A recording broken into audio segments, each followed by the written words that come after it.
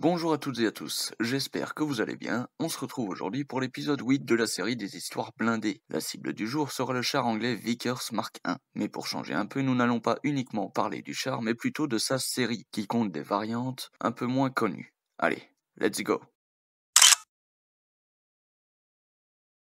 Dans la généralité, les chars moyens Vickers étaient parmi les plus rapides dans leur catégorie lorsqu'ils entrèrent en service dans l'armée britannique. Ils étaient plutôt bien armés pour l'époque, mais encore et toujours insuffisamment blindés. Et vu qu'on ne change pas une équipe qui gagne, on est toujours sur du blindage rifté, mais que ça ne soit pas encore le principal problème à ce moment-là. Bien que les chars Vickers Mark I et Mark II ont été nommés médium, le Mark I, lui, fut pourtant catégorisé à l'origine comme char léger en 1922, compté comme les principaux chars anglais des années 1920.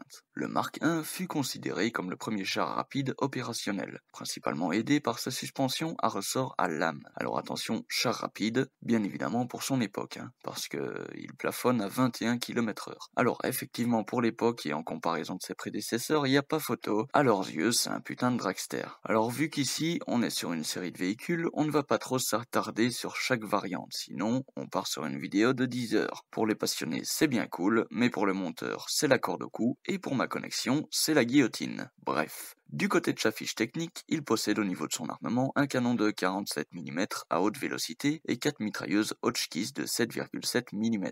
Son blindage légendaire n'excède pas les 8 mm. Son équipage était de 5 membres, de préférence courageux, son poids était de 13 tonnes et 411 kg, il était propulsé par un Armstrong Siddeley de 4 cylindres en V, lui conférant une puissance de 90 chevaux. Sa vitesse est comme dit précédemment de 21 km/h, et enfin son autonomie, elle, est de 241 km. Là on peut dire que comparé à son prédécesseur, c'est clairement un chameau. On passe maintenant à la première variante qui se nomme Mark I-A. Alors si vous le lisez IA, sachez que ce n'est pas un char doté d'une intelligence artificielle. Sinon ça se saurait.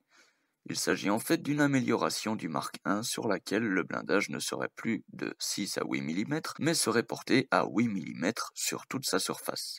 Ensuite, il semblerait que sa tourelle ait été biseautée pour faciliter le tir de la mitrailleuse anti-aérienne, mais il semble que les mitrailleuses furent supprimées par la suite, sauf la coaxiale. Cette version pourrait être démarrée de l'intérieur, à l'instar de son prédécesseur qui lui se démarrait mécaniquement à l'aide de magnéto. Et enfin, ce dernier aura subi une amélioration au niveau de la suspension pour rendre cette dernière plus fiable.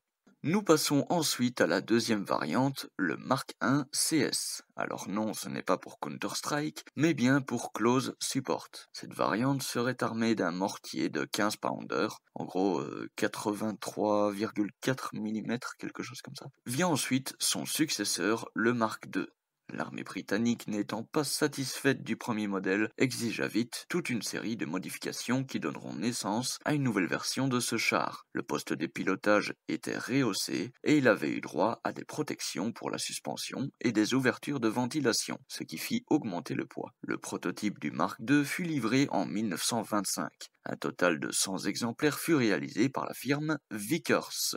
Il fut ensuite suivi par le Mark II-A, qui est une nouvelle série d'une vingtaine de véhicules réalisés en 1930. Son armement fut modifié pour accueillir le canon de 2 pounder, accompagné de 3 mitrailleuses Vickers. Puis ensuite le Mark II Star, ou étoile en français, qui voit son armement monter en calibre pour un canon de 3 pounder, et favorisant une unique mitrailleuse coaxiale au lieu des 3 mitrailleuses Vickers. Et oui, avoir des armes dans tous les sens c'est bien, mais ça prend quand même un peu beaucoup de place pour rien. Toutefois, les 2 mitrailleuses de flanc ont été conservées.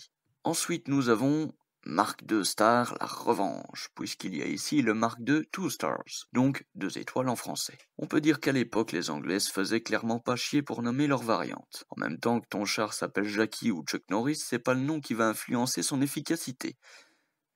Quoique, pour ce qui est de Chuck Norris, enfin bref. Le Two Stars, apparu en 1932, n'est qu'un simple changement au niveau de la tourelle, qui porte désormais derrière elle un caisson blindé pour accueillir le poste radio, dont on peut d'ailleurs apercevoir l'antenne. Le prochain est le Mark II CS. Cette version d'appui rapproché était armée d'un canon à tube court de 15 pounder. Cette variante descend tout droit du Mark II-A. Je commence à vous sentir un peu perdu. Vous inquiétez pas, il n'y en a plus qu'un. Enfin, à peu près. Le Mark III. L'étude de ce nouveau char moyen de 16 tonnes donna tout d'abord naissance à 3 prototypes, dont les 2 premiers avaient un moteur V8 Armstrong Siddeley de 180 chevaux refroidi par eau, alors que le troisième était portant d'un diesel Ricardo d'une puissance similaire. Les 3 prototypes furent nommés respectivement A6E1, A6E2 et A6E3, en résultant au final le Mark III.